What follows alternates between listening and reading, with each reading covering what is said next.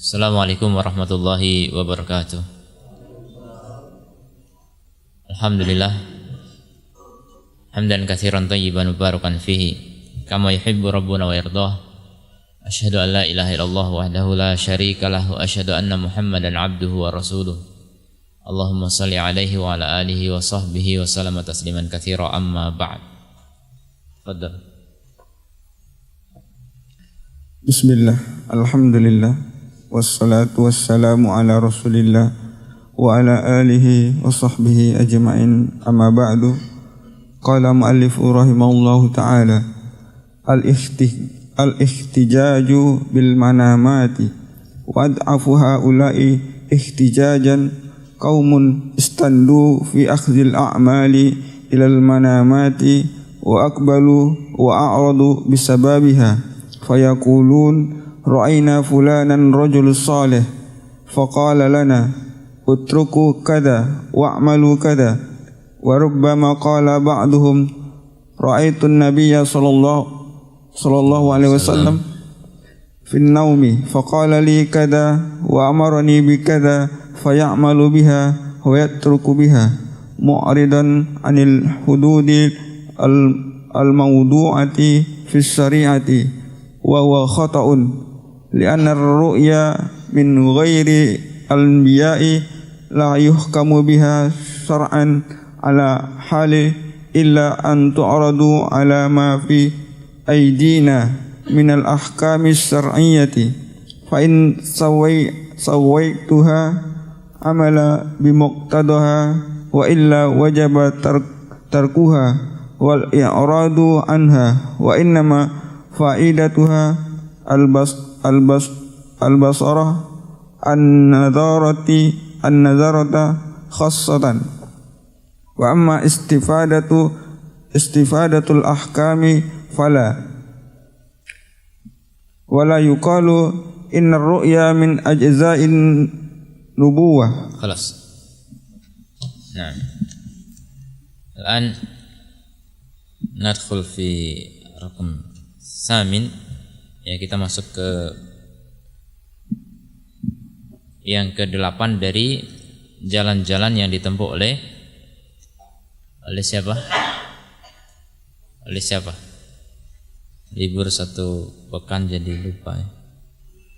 Oleh ahluz zaigh, ya. Jalan-jalan yang ditempuh oleh ahluz zaigh, orang-orang yang menyimpang dalam hatinya, penyimpangan hatinya kotor, rusak, sakit hatinya. Dan ini lebih sulit diobati daripada kejahilan, ya, daripada kejahilan. Kalau jahil obatnya gampang, tinggal belajar. Tapi kalau zaigh, dia udah pintar tapi tetap aja menyimpang, susah obatnya. Jadi sebab kerusakan manusia, sebab kehancuran, sebab perpecahan, sebab keributan, sebab masalah, aslul masalah itu cuma dua. Al-jahlu dengan az-zaigh, kebodohan dengan kerusakan hati, kejahilan dengan kerusakan hati. Dua saja masalah itu terjadi. Kalau enggak jahil, ya hati rusak. Begitu. Kalau jahil, dia beramal tapi enggak pakai ilmu, itu jahil. Seperti Nasoro, orang-orang Nasoro, mereka enggak punya ilmu tapi beramal. Ini banyak ahli bid'ah juga terjatuh ke dalam kebid'ahan karena kejahilan, banyak. Ya, bahkan ahli syirik terjatuh dalam kesyirikan karena kejahilan. Kalau punya ilmu, niscaya mereka tidak terjatuh ke dalamnya. Karena hati mereka bagus, niat mereka baik. Coba tanya ahli bid'ah, ini enggak boleh nih, tapi kan yang penting saya ikhlas. Niat saya kan baik. Ya, tapi kan jahil kan? Jadinya apa? Niat ikhlasnya enggak mengantarkan kepada kebaikan karena kejahilan.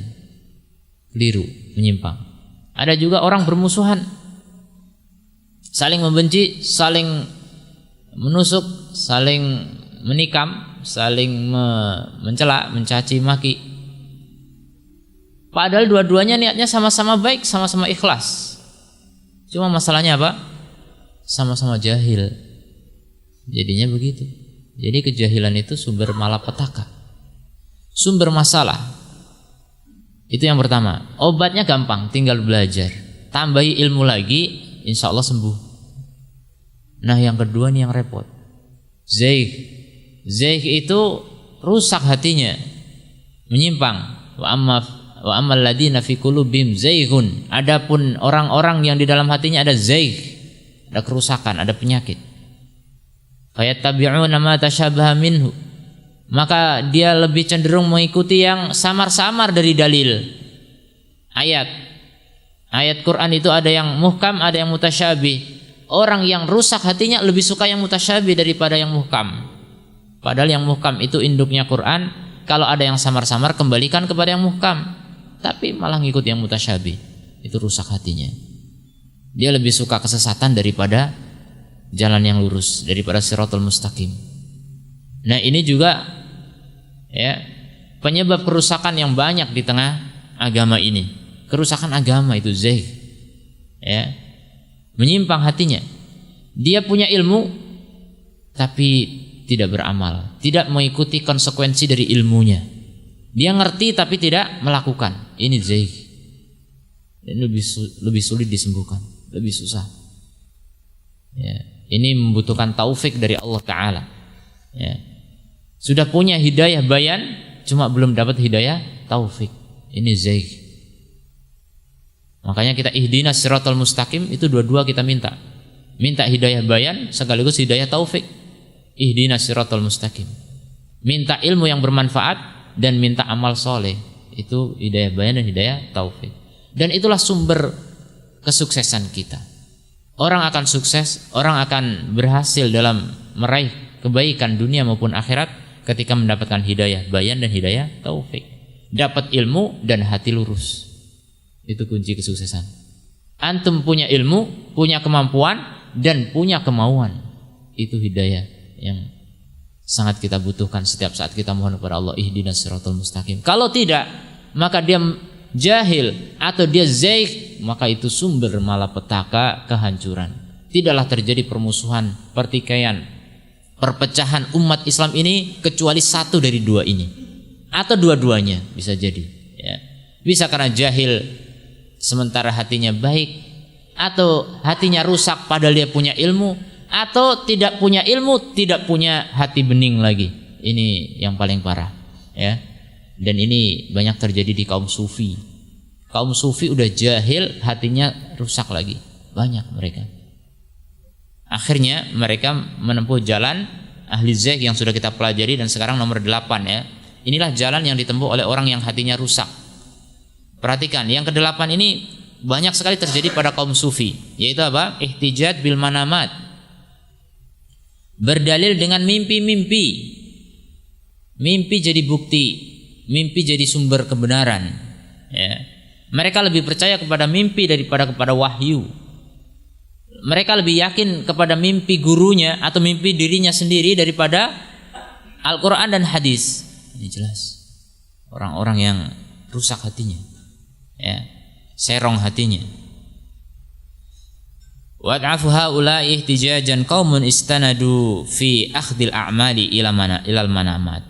Orang yang paling lemah hujjahnya, ya, dari mereka adalah satu kaum yang mereka menyandarkan pengambilan amal-amal itu kepada mimpi-mimpi. Waqbalu wa'aradu, mereka menghadap atau menolak atau berpaling dengan sebab mimpi, melakukan atau tidak melakukan dengan alasan mimpi. Ya.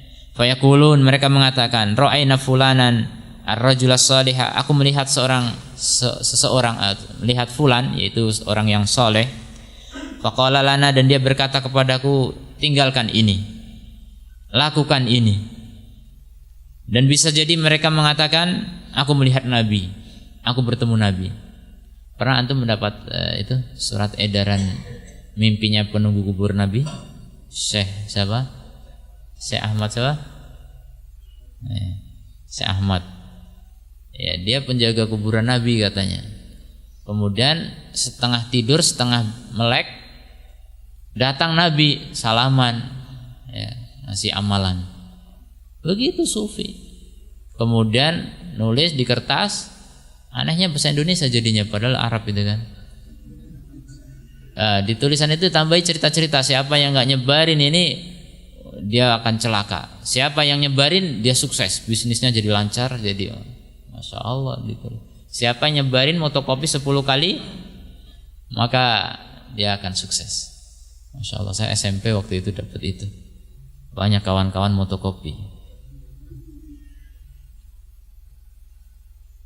Begitu itu mimpi-mimpi orang sufi. Ini yang populer, yang sampai tersebar ya. Kalau sekarang mungkin udah pakai internet gitu, nyebarnya pakai internet. Masya Allah. Jangan salah ya, jangan dikira kalau ajaran yang aneh-aneh begitu itu nggak ada di internet, banyak. Makanya jangan sembarangan ambil ilmu dari internet ya. Internet itu rimba yang nggak tahu ujung pangkalnya. Orang kalau nggak punya petunjuk susah keluar, nggak bisa selamat. Aku melihat Nabi dalam mimpi. Faqala li, dan beliau berkata kepadaku begini dan memerintahkanku begini. Maka dia pun melaksanakannya atau meninggalkan, berpaling dari batasan-batasan yang diletakkan di dalam syariat. Jadi tidak sesuai dengan syariat lagi amalannya ya.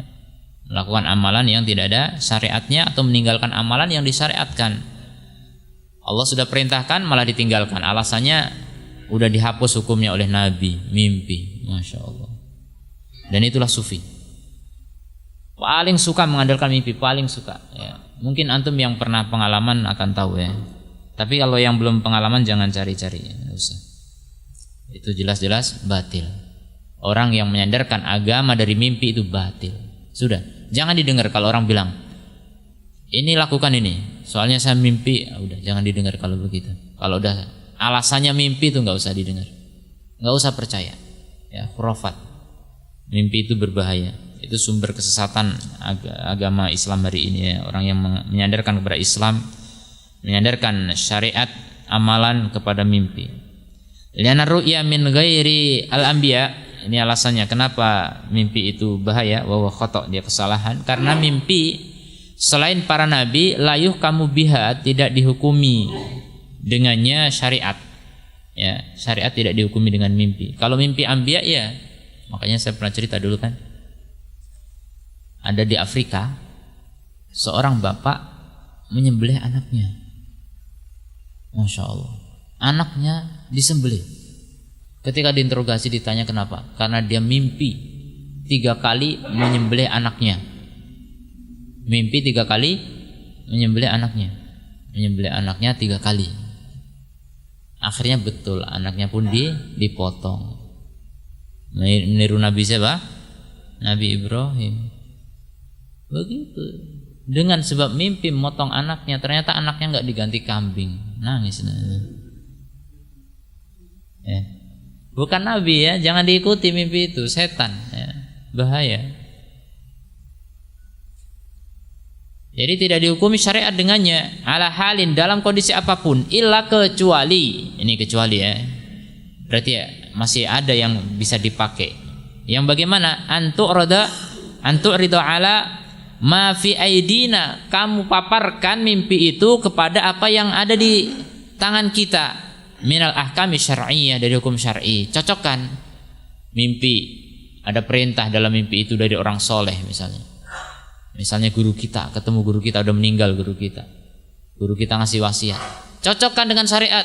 Oh cocok betul, ya sudah, berarti itu wasiat yang betul gitu kan, bagus, bisa jadi. Yang penting kita bandingkan dengan syariat. Kalau syariat mendukung, lakukan atas dasar syariat ya. Ini mimpi, ini peringatan saja agar kita melaksanakan, ada wasiat berarti, Masya Allah, tidak masalah, tapi sandarannya syariat tetap. Fa in sawwagadha amila bimuqtadaha. Jika syariat membolehkannya, taswih itu membolehkan, ya, membolehkannya maka kita amalkan. Dia amalkan konsekuensinya, konsekuensi mimpi tersebut. Wa illa, kalau tidak, wajibat tarkuha, maka wajib ditinggalkan. Wal i'rad anha, dan berpaling darinya. Wa innama fa'idatuha al-bisyarah awin nidar khosoh, dan dia fungsinya hanya sebagai kabar gembira atau peringatan khusus saja, ya. Artinya sudah ada sandarannya dari syariat, cuma ada tambahan khusus. Ini kabar gembira atau ini peringatan. Contoh, misalnya mimpi ketemu gurunya memberitahu bahwasanya kamu di jalan yang benar, misalnya gitu kan. Antum pede langsung, tapi nggak bandingkan dengan syariat, salah, ya. Coba bandingkan dengan syariat, benar nggak sih antum dalam jalan yang benar gitu. Nah kalau iya, antum sesuai dengan syariat, berarti itu kabar gembira. Berarti itu kabar gembira. Ya, macam-macam. Ada juga mimpi ketemu orang yang baru meninggal. Ditanya, gimana kondisimu sekarang? Saya dalam keadaan yang paling indah di surga, ketemu bidadari, misalnya cerita gitu. Maka kita bandingkan amal dia. Kalau amal dia betul mencocoki sunnah, bisa kita jadikan sebagai kabar gembira. Tapi kalau dia orang yang meninggalkan sholat, bohong itu, ya. Dusta, tidak mungkin. Dan itu yang sering menipu di situ. Ya, setan itu bisa ngaku-ngaku gitu gampang, ya. Setan itu masuk ke dalam mimpi itu gampang. Guru-guru sufi itu yang sering tertipu dengan seperti itu. Ya, sering dijadikan cerita. Guru sufi itu ketemu dengan gurunya lagi, cerita. Saya ketemu guru saya tadi malam, cerita dia di surga begini. Masya Allah, jadinya muridnya yakin banget loh. Berarti kalau ikut ajaran ini pasti masuk surga. Guru kita udah di surga. Kan kita udah pesan tiket. Jadi tinggal masuk nanti. Guru kita yang akan memasukkan kita ke surga. Sudah, mereka jadi semangat banget untuk ta'assub, ya, untuk fanatik kepada ajarannya. Wa amal istifadah al-ahkam fala, adapun mengambil hukum maka tidak. Itu hanya kabar gembira atau peringatan saja. Mimpi fungsinya begitu saja. Tapi tetap apa? Cocokkan dengan syariat. Kalau nggak cocok jangan percaya. Ya. Jangan percaya. Ada cerita, misal orang nggak pernah sholat, tiba-tiba dia mimpi ketemu cerita kalau dia masuk surga, itu bohong. Ya. Nggak usah percaya. Berikutnya. Wala yuqalu innar ru'ya min ajza'in nubuwah fala yanbaghi an tuhmala wa aidan innal mukhbiru fil manami qad yakunu nabiyyu sallallahu alaihi wasallam wa huwa qad qala man ra'ani fin naumi faqad ra'ani haqqan fa inna as-saytana la yatamassalu bi fa ikhbaruhu fin naumi ka ikhbarihi fil yaqzah lianna naqul in kanat ru'ya min ajzain nubuwah falaysat ilaina min kamalil wahyi bal jaza'u min ajzaihi wal jaza'u la juz'u la yaqumu maqamil kulli fi jami'il wujuhi bal innama yaqumu maqamihi fi ba'dil wujuh wa qad sarafat ila jihati al-bisyarah wan nadarah. Nah, wala yuqalu inna ru'ya min ajza'in nubuwah fala yanbaghi an tuhmal. Jangan dikatakan, ya, jangan sampai ada orang mengatakan sesungguhnya mimpi itu adalah bagian dari kenabian, maka tidak boleh disepelekan. Ya, betul, memang ada dalil yang menunjukkan bahwasanya mimpi itu bagian dari kenabian. Karena mimpinya Nabi itu apa? Wahyu. Mimpinya Nabi itu wahyu, maka itu bagian dari kenabian. Ya, disebutkan bahwasanya ru'ya, mimpi itu bagian dari 36 atau berapa kenabian gitu. Dan itu yang memang masih tersisa di umat ini. Seandainya ada jalan wahyu, seandainya gitu kan. Tapi udah nggak ada, wahyu udah tertutup. Maka itulah mimpi. Jadi mimpi itu masih ada, ya, masih berlangsung sampai sekarang sebagaimana Nabi bermimpi. Yang kalau mimpi itu dari Allah berarti itu mirip dengan wahyu, mirip tapi bukan wahyu. Artinya bisa sebagai bisyarah dan nidarah, kabar gembira maupun peringatan. Ya, itu mimpinya orang soleh. Mimpinya orang soleh itu benar. Ya, jadi tidak boleh diremehkan. Kalau ada orang mengatakan mimpi itu bagian dari kenabian, maka jangan diremehkan. Wa aidan innal mukhbir fil manami qad yakunu an-nabi sallallahu alaihi wasallam, dan bisa jadi yang memberi kabar dalam mimpi tersebut bisa jadi adalah Nabi sallallahu alaihi wasallam. Orang mimpi ketemu Nabi. Kemudian dalam mimpi tersebut Nabi memberi pesan. Nah, ini benar enggak? Bisa jadi benar. Tapi tetap saja dibandingkan dengan syariat. Karena bisa jadi setan pura-pura jadi nabi. Sekarang ada hadis ya akan kita bahas nanti. Bahwasanya siapa melihat aku dalam mimpi, maka itu benar karena setan enggak bisa menyerupaiku. Ya. Nah, ini yang jadi senjata orang sufi. Tapi jangan salah ya. Setan enggak bisa menyerupai nabi, tapi mereka lupa setan bisa mengaku sebagai nabi. Bisa enggak? Bisa, cuma enggak menyerupai nabi. Jadi orang yang enggak kenal nabi ketipu. Jadi kita harus tahu persis seperti apa nabi. Kita pelajari ya.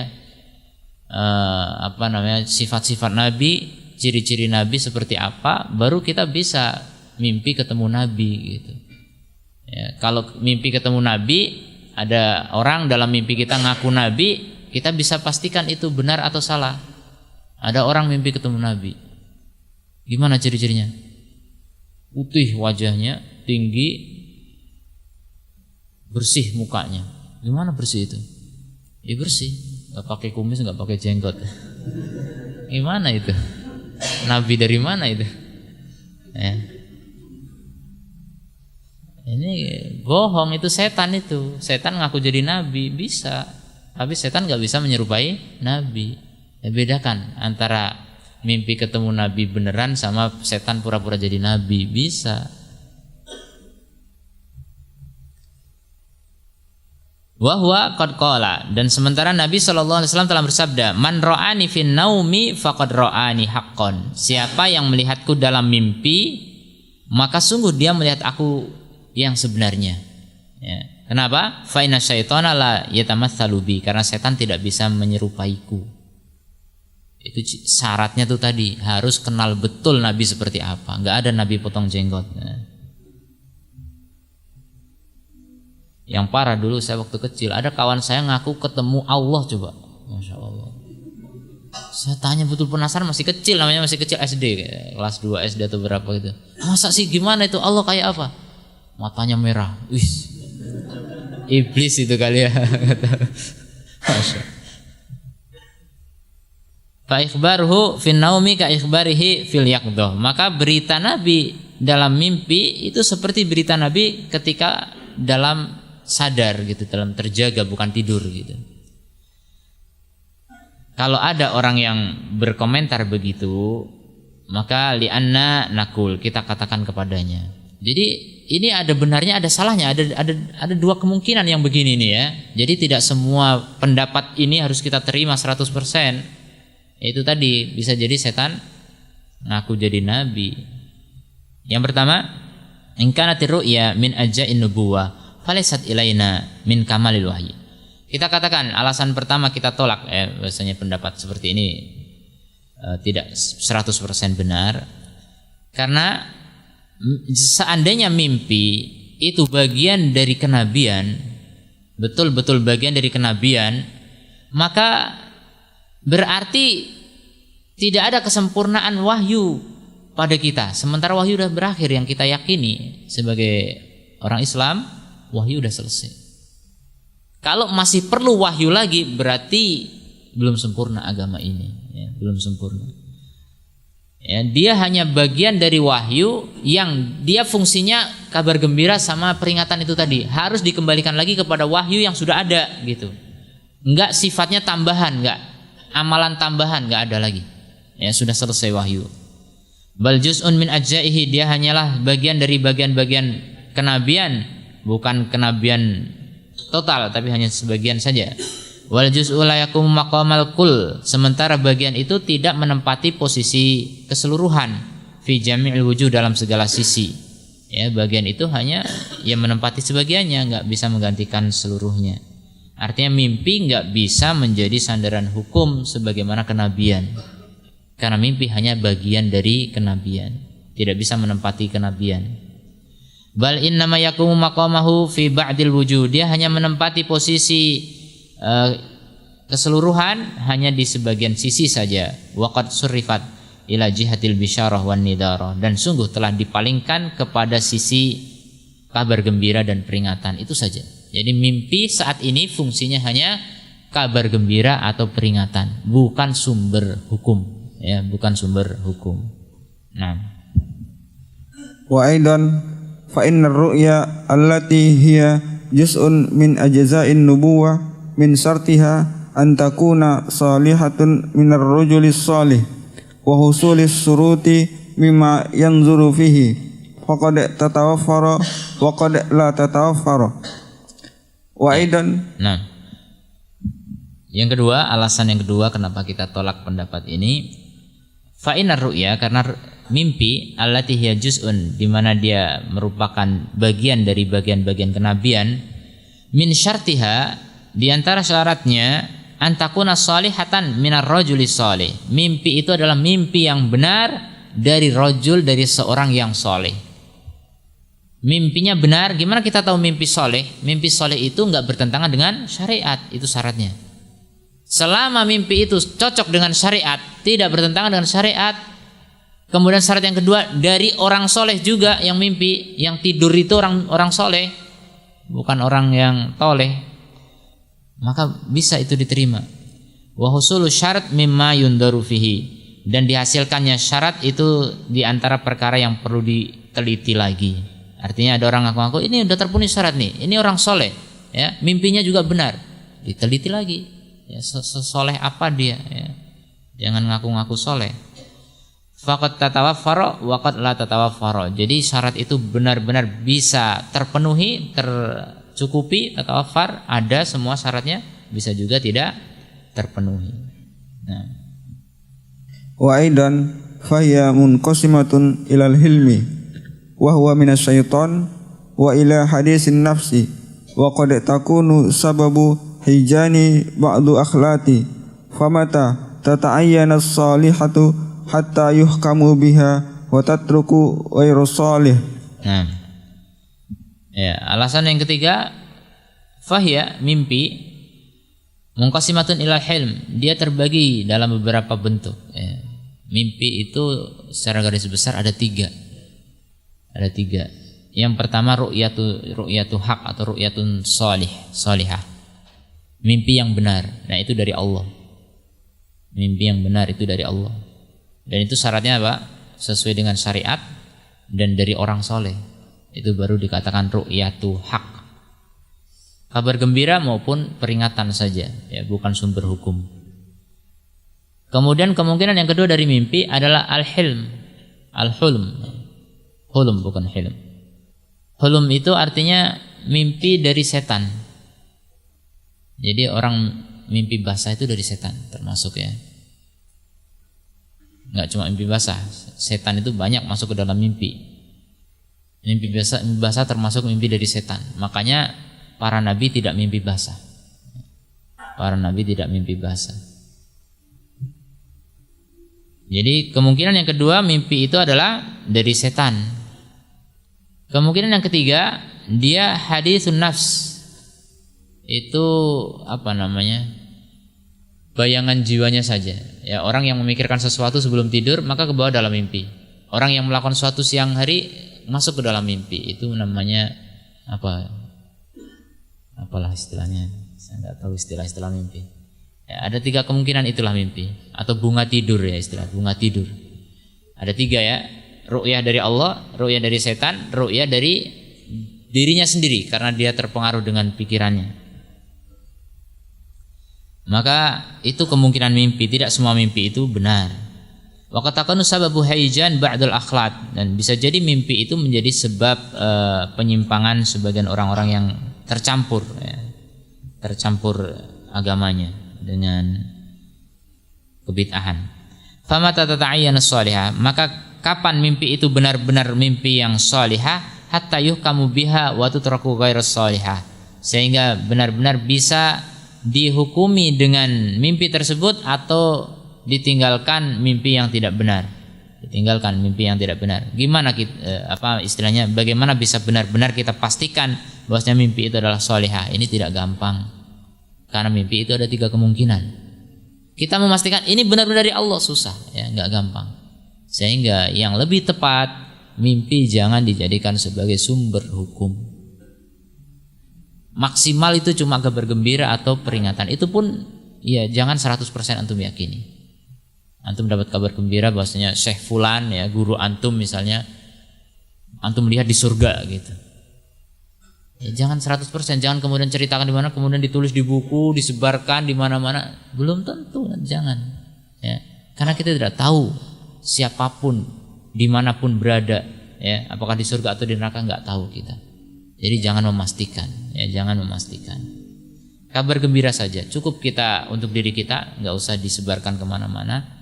Khawatirnya menjadi fitnah. Termasuk juga orang jahat kadang, ya, saya mimpi dia di neraka. Masya Allah. Ini memastikan orang nanti percaya semua bahwasanya dia masuk neraka, padahal belum tentu. Setan itu bisa, ya, setan bisa masuk ke dalam mimpi kita dan mengesankan seakan-akan si fulan masuk neraka. Tuh, gara-gara ikut Wahabi itu di neraka. Bisa itu masuk ke dalam mimpi orang, ya. Setan. Jadi orang akhirnya takut ikut ajaran Wahabi. Gitu. Itulah sumber agama orang-orang sufi, ya, mengandalkan mimpi. Nah, wa ammar ru'ya allati yukhbaru fiha Rasulullah sallallahu alaihi wasallam ar-ru'ya bil hukmi fala budda min nazari fiha aidan li'annahu idza akhbara bi hukmin muwafiqin li syari'atihi fal hukmu bima istaqarra wa in akhbara bi mukhalifi fa muhala li'annahu la yansakhu ba'da mautihi syari'atihi al mustaqarrati fi hayatihi li'anna ad-dina la yatawaqqaf istiqraruhu ba'da mautihi ala husulil mara'in naumiyah li'anna dhalika batilun bil ijma'i faman ra'a syai'an min dhalika fala amala alaihi wa inda dhalika naqul inna ru'yahu ghairu sahihatun id law ra'ahu haqqan lam yakhbarhu bima yukhalifu syara'. Wa amar ru'ya alladhi yukhbiru fiha Rasulullah sallallahu alaihi wasallam ar-ra'i bil hukmi fala budda minan nadar fiha aidan. Adapun mimpi yang diceritakan di dalam mimpi itu bahwa Rasulullah sallallahu alaihi wasallam, ya, menyampaikan suatu hukum kepada orang yang melihatnya, yang mimpi, fala budda minan nadar, maka harus ada pengecekan lagi, dilihat lagi, diteliti lagi. Li'annahu idza akhbara bi hukmin, karena jika Nabi menceritakan tentang satu hukum muwafiqin li syari'atihi, yang sesuai dengan syariatnya, fal hukmu bimastaqarra, maka berarti kita mengambil hukum dengan apa yang sudah tetap, sudah ada dalam syariatnya.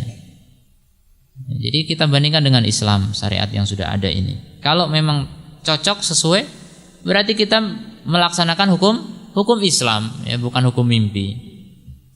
Wa in akhbara bi mukhalifin, kalau ternyata mimpi tersebut menceritakan sesuatu, menyampaikan sesuatu yang menyelisih syariat, fa muhalun, maka muhalun, mustahil. Muhal itu mustahil.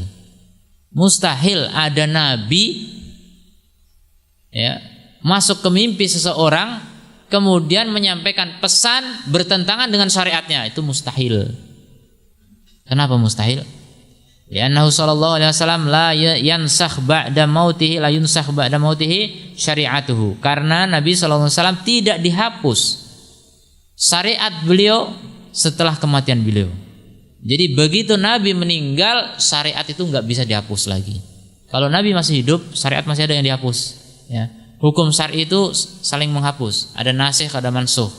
Ayat juga begitu, hadis juga begitu. Tapi begitu Nabi meninggal sudah nggak ada lagi, nggak ada penghapusan hukum. Hukum sudah tetap, istaqar, sudah mustaqirroh tetap sampai hari kiamat. Nggak ada perubahan. Jadi tidak mungkin Nabi menasakh, ya, menghapus hukum, mengganti hukum, nggak mungkin. Setelah kematian beliau, syariatihi al-mustaqirrah, syariat beliau yang sudah tetap fi hayatihi, di masa beliau hidup, tidak mungkin diganti ketika beliau setelah meninggal. Lianna ad-dina la yatawaqqafu istiqraruhu ba'da mautihi ala husulil mara'i an-naumiyah. Karena agama ini tidaklah, ya, ketetapannya berhenti kepada setelah kematian beliau kepada dihasilkannya mimpi-mimpi tidur, ya. Jadi agama ini sudah tetap hukumnya sebelum Nabi meninggal. Sebelum Nabi meninggal, begitu meninggal selesai, nggak ada lagi perubahan, nggak ada revisi dalam hukum Islam, sudah selesai. Dan dzalika batil bil ijma', karena itu adalah sesuatu yang batil menurut ijma'. Faman ra'a syai'an min dzalika fala umila alaih.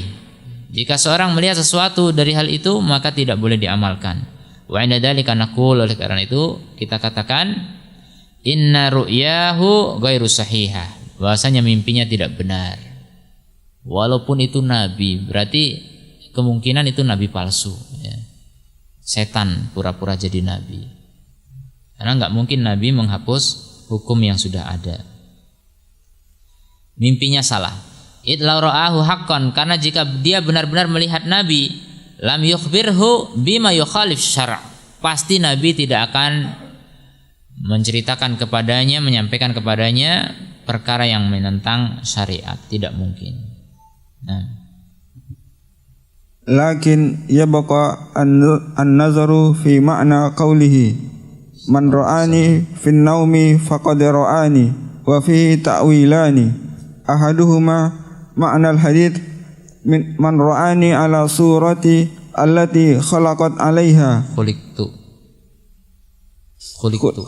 'alaiha faqad ra'ani id la yatamatsalu as-syaitanu bi id lam yaqul man ra'a annahu ra'ani faqad ra'ani wa inna ma qala man ra'ani faqad ra'ani wa inni li hadzal ra'yi alladhi ra'a annahu ra'a ala surati annahu ra'ahu 'alaiha wa in zanna annahu ra'ahu ma lam ya'lam anna tilka suratihi bi'ainiha hadza ma la tariqa li ahadin illa ma'rifatihi wa hasiluhu yarji'u ila annal mar'i qad yakunu ghairun nabi sallallahu alaihi wasallam wa in i'tiqadu ar-ra'i annahu huwa.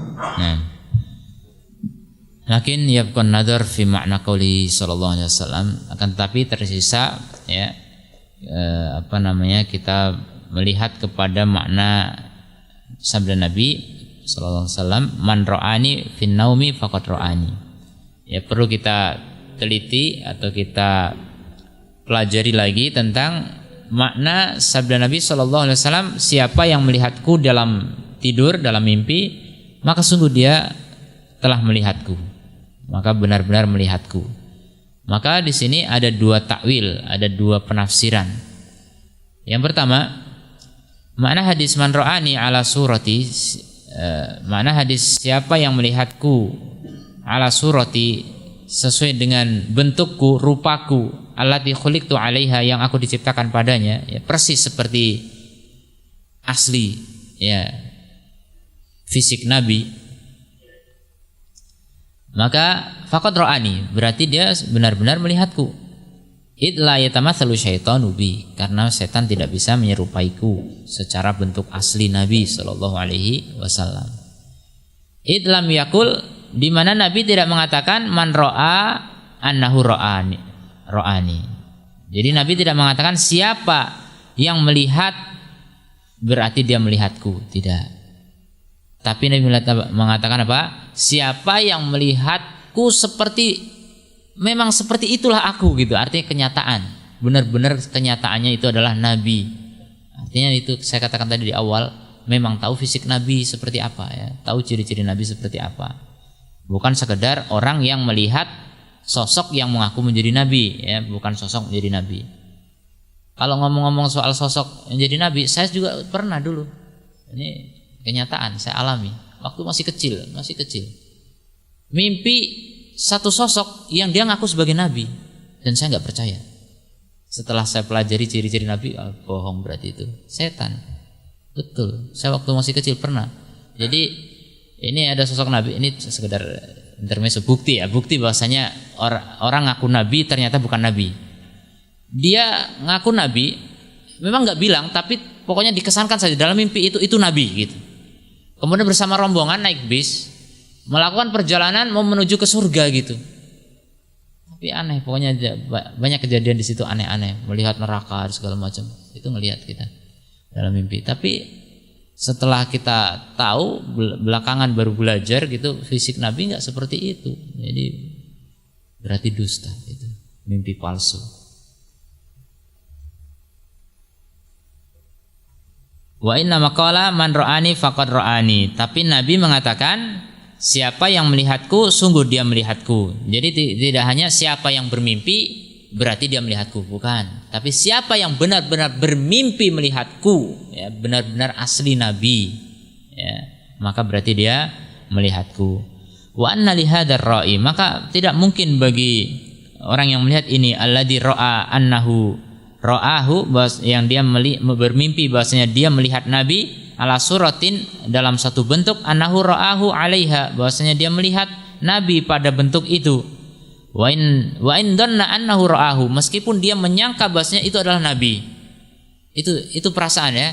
Jadi enggak ada yang ngomong ini Nabi, atau dia enggak bilang saya Nabi, tapi ada perasaan memang. Setan itu masukkan. Ini Nabi gitu. Saya terkesan betul waktu itu ini Nabi. Pokoknya ngertinya ini Nabi gitu. Tapi fisiknya jauh dari yang tergambar dalam hadis. Wa in dhanna annahu ra'ahu, kalau dia menyangka bahwasanya itu adalah Nabi, malam ya'lam anna tilka suratahu bi'ainiha, sementara dia tidak tahu bahwasanya bentuk itu adalah bentuk yang asli dari bentuk Nabi. Hada ma la tariqa li ahadin illa ma'rifatihi, maka ini adalah perkara yang tidak ada jalan bagi seorang pun untuk mengetahuinya. Jadi gini, kalau ada orang syekh kita misalnya guru bilang saya tadi malam ketemu Nabi, sekarang gimana cara pembuktiannya? Gimana antum yang dengar cerita itu bisa memastikan kalau itu betul-betul Nabi? Bisa nggak orang nggak mimpi kemudian bilang saya mimpi? Bisa nggak? Bisa banget ya. Bisa nggak orang mimpi ketemu iblis kemudian bilang ketemu Nabi? Bisa banget ya. Jadi nggak bisa kita pastikan. Jadi jangan mengikuti alur pembicaraan orang yang suka ngelantur. Wahasilhu, maka kesimpulannya yarji'u ila anal mar'i qad yakunu ghairan nabi sallallahu alaihi wasallam. Ya, kembali kepada bahwasanya yang dilihat itu bisa jadi dia itu bukan nabi. Bisa jadi yang dilihat itu bukan Nabi sallallahu alaihi wasallam. Wa ni taqadar ra'i annahu, meskipun sang pemimpi, orang yang mimpi itu menganggap atau meyakini dia itu adalah Nabi. Jadi kesimpulannya itu bukan pada pengakuan si orang yang mimpi, tapi yang penting kita adalah mengikuti syariat saja gitu. Pesan apa, bagaimana, bahkan kabar gembira atau kabar buruk pun ya kita tidak terima secara mentah-mentah ya, kalau itu belum sesuai dengan syariat Islam. Nah, Atsani yaqulu ulama'un takbiri inna syaitana qad ya'ti an-na'ima fi surati ma min mu'arifi ra'yi wa ghairihim fayusiru lahu ila ar-rajulil akhar hada fulanun nabi fayuqaul al-ilbas al-labsi ala ar-ra'i bidzalika wa lahu alamati indahum wa idza kana kadzalika amkana an yukallimahu al-musaru ilaihi bil amri wan nahyi ghairil muwafiqina lis-syar'i fayazunnu ar-ra'yi annahu min qabalin nabiy sallallahu alaihi wasallam min kibalin nabiy sallallahu alaihi wasallam wa la yakunu kadzalik fala yusaku bima yaqulu lahu aw yu'maru aw yanha wa inda dzalika la yabqa fil mas'alati iskalun na'am la yuhkamu bimujarradi ru'ya hatta yu'raduha 'alal ilmi liimkani ikhtilati ahadu ismaini bil akhari wa 'alal jumlati fala yastadillu birru'ya fil ahkami illa dha'iful manati. Naam, ya'til mar'i ta'nisan wa bisaratan wan nadharatan khassatan bihaitsu la yaqta'una bimaqtaduha hukman wala yabnuna 'alaiha aslan wa huwa i'tidalu fi akhdhiha hasbama fahum min syar'i fiha wallahu a'lam. Ya, jadi takwil yang pertama ya, bahwasanya orang yang mimpi nabi itu belum tentu nabi. Karena apa? Karena bisa jadi setan ngaku-ngaku jadi nabi, jadi belum tentu itu nabi. Kemudian yang kedua, yaqulu ulama ta'bir, berkata ulama ta'bir. Apa itu ta'bir?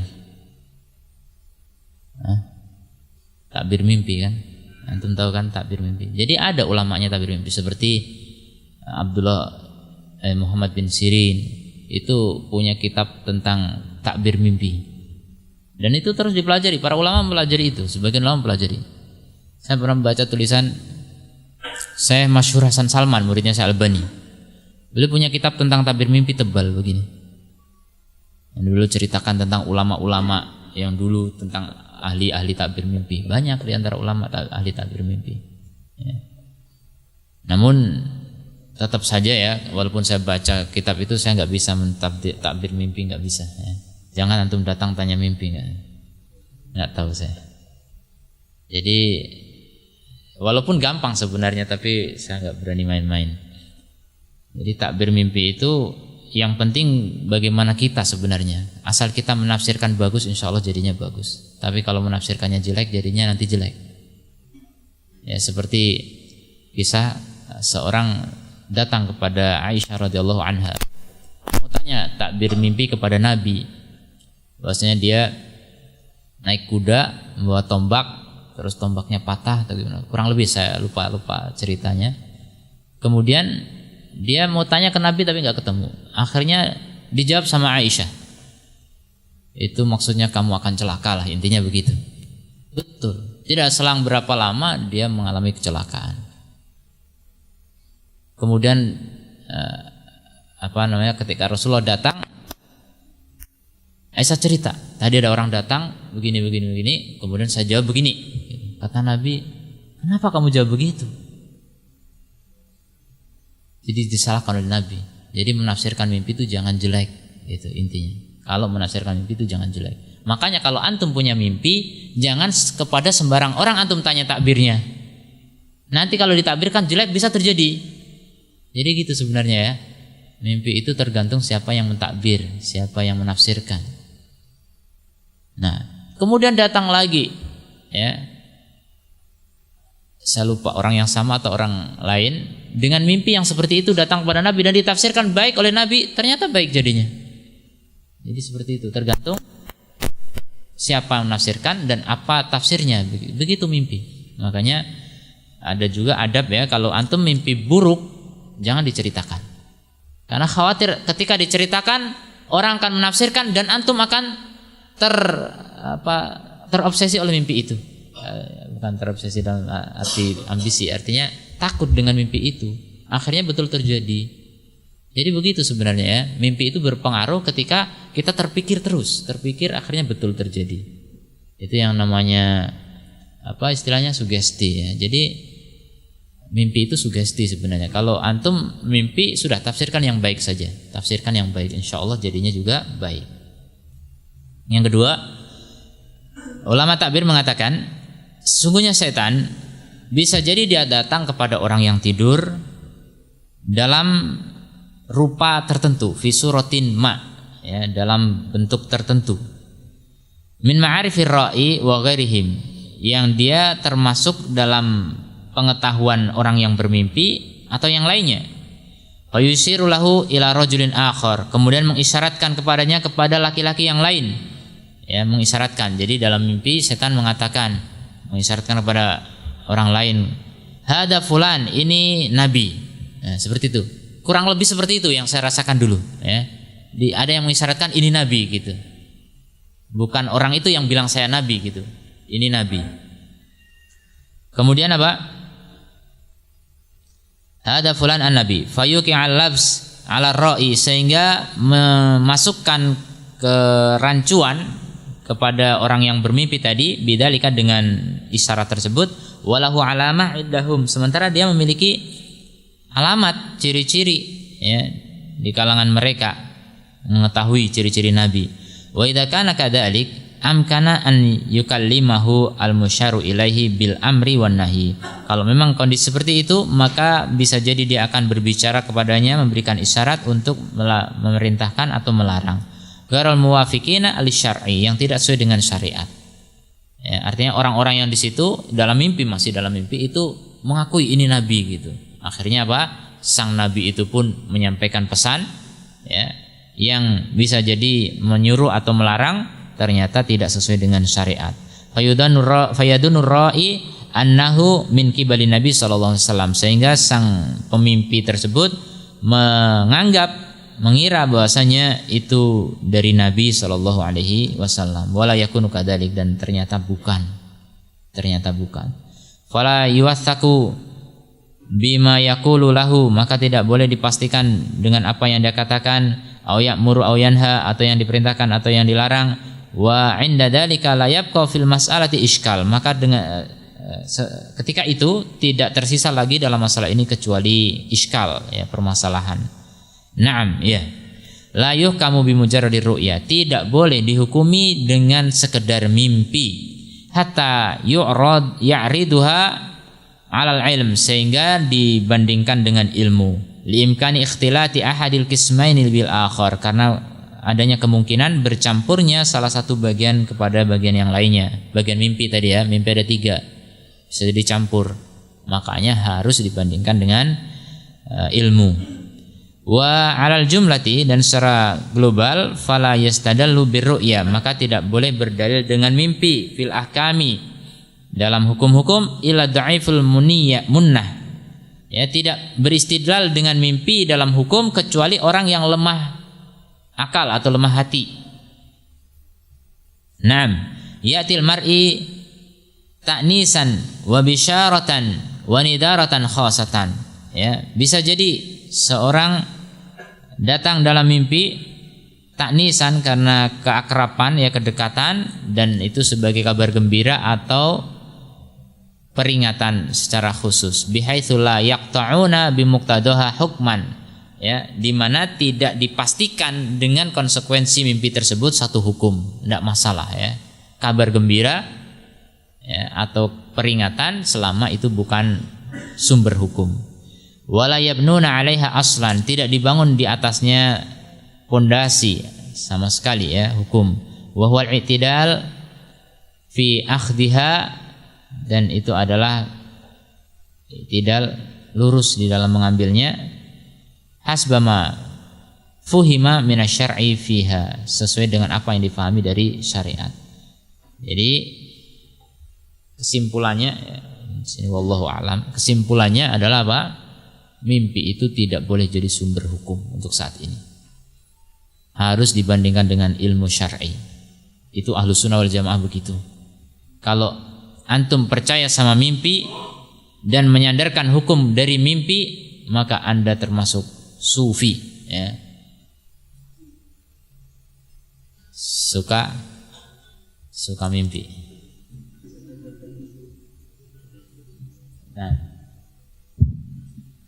Wa man nazara ila tariqi ahli al-bid'ah fi istidlalati arafa annaha la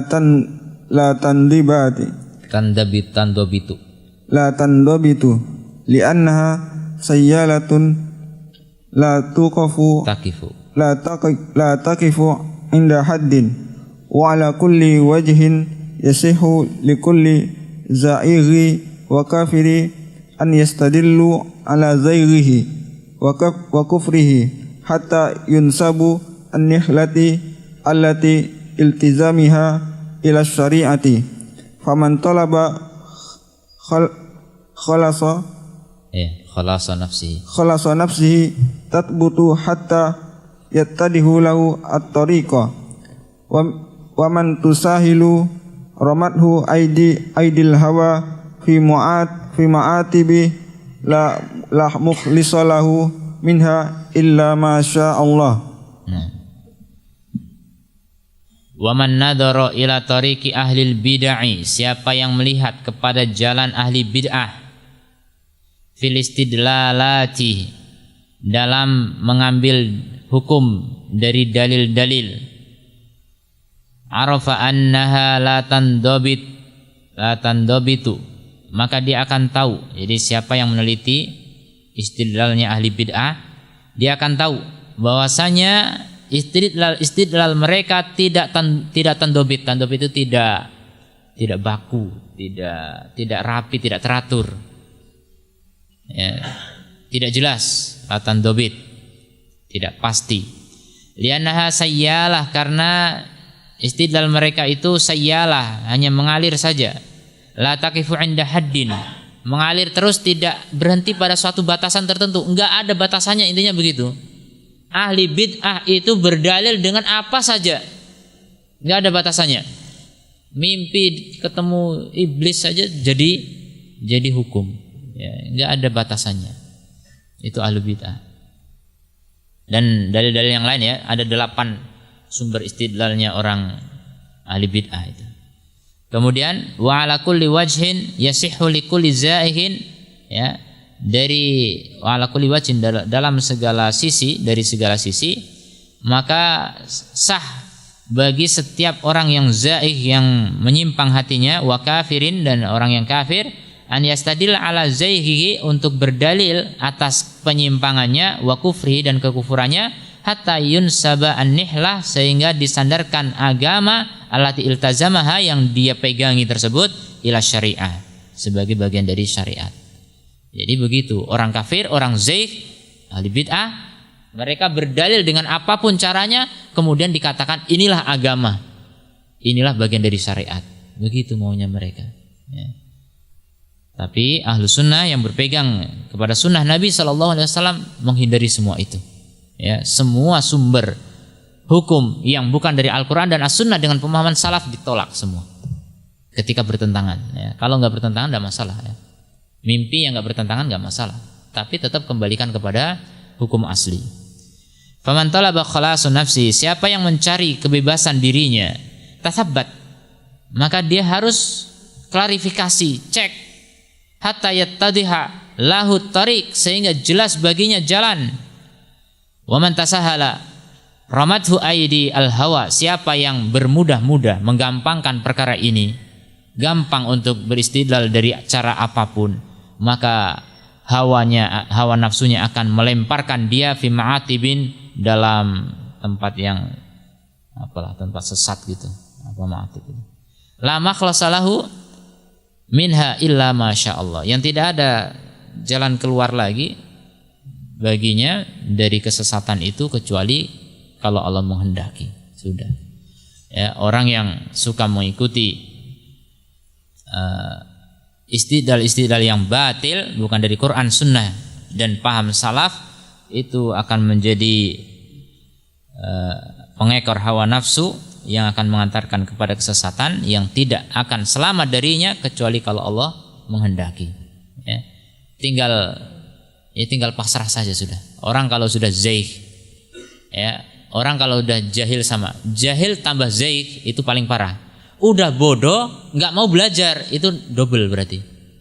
Jahil plus zaih, orang nggak mau belajar itu berarti hatinya rusak, ya nggak? Kalau hatinya benar, dia bodoh bilang saya nggak tahu, tolong diajari. Ini hatinya benar. Kalau udah nggak tahu dan nggak mau tahu, dua-duanya itu rusak. Udah bodoh, akalnya nggak beres, hatinya nggak beres. Masya Allah. Ini yang paling parah. Orang paling parah itu jahil dan nggak mau belajar. Itu orang paling parah. Dan ya termasuk dalamnya orang jahil tapi merasa alim. Ini parah banget. Udah jahil merasa pinter lagi. Dan orang udah merasa pinter nggak belajar lagi. Makanya inilah sumber kesesatan. Dua kesesatan sekaligus dimiliki. Dan yang seperti itu ya, tidak ada harapan kecuali kehendak Allah saja sudah. Serahkan ke Allah. Ya Allah, berilah dia hidayah. Mentoknya begitu. Antum lawan debat juga nggak mempan dia. Karena udah rusak hati. Orang kalau rusak hati itu susah mau diobati. Obatnya itu harus hujah yang kuat dan taufik dari Allah Ta'ala. Sekedar hujah yang kuat belum tentu diterima. Ya. Kembali kepada taufik dari Allah Subhanahu wa Ta'ala. Ada pertanyaan mungkin?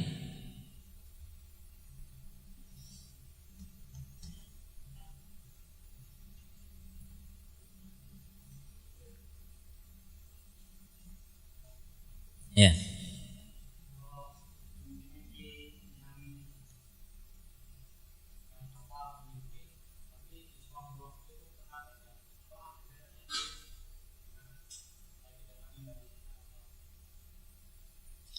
Mimpi tentang suatu kejadian dan ternyata betul terjadi gitu. Bisa jadi dari Allah. Makanya mimpi dari Allah itu ada gitu.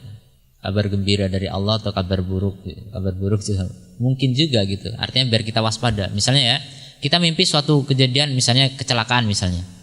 Kan kita jadi waspada gitu kan. Nah, itu bisa jadi benar gitu. Artinya ketika kita waspada ternyata bisa terhindar dari kecelakaan itu. Bisa jadi. Dan itu sudah peringatan. Jadi adanya mimpi memang boleh sebagai alat untuk kewaspadaan kita. Bisa ya. Tapi jangan diyakini 100%. Cukup waspada saja, waspada. Kalau bisa jadi ini dari Allah berarti Allah sedang memperingatkan kita. Mungkin kita sedang banyak dosa akhirnya mimpi buruk, ya kan? Biar kita bertobat dari dosa-dosa itu. Anggap itu dari Allah, memang peringatan dari Allah. Ya, seperti itu. Jadi mimpi-mimpi benar seperti itu terjadi bagi orang-orang yang soleh. Memang Allah berikan sebagian orang mendapatkan mimpi-mimpi yang benar. Dan bahkan Nabi menyebutkan semakin dekatnya kiamat makin banyak mimpi-mimpi yang soleh, mimpi yang benar, ya. Terutama dari orang-orang soleh. Orang-orang soleh akan sering menemukan mimpi-mimpi benar. Tapi tetap kembali ke awal, bahwasanya jangan dijadikan sebagai sandaran. Jangan antum percaya 100%. Kalau ada orang soleh mengatakan saya mimpi nanti 2 tahun lagi kiamat, nah, jangan percaya, ya. Jangan. Walaupun dia sesoleh apapun ya, jangan percaya. Ada lagi?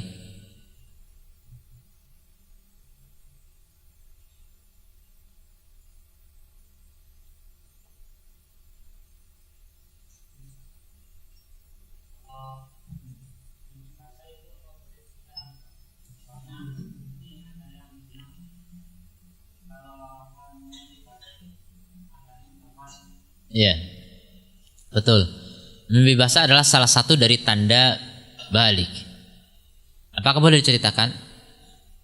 Boleh, tidak masalah. Artinya diceritakan dalam rangka menyampaikan ke orang tuanya kalau dia balik, nggak masalah ya.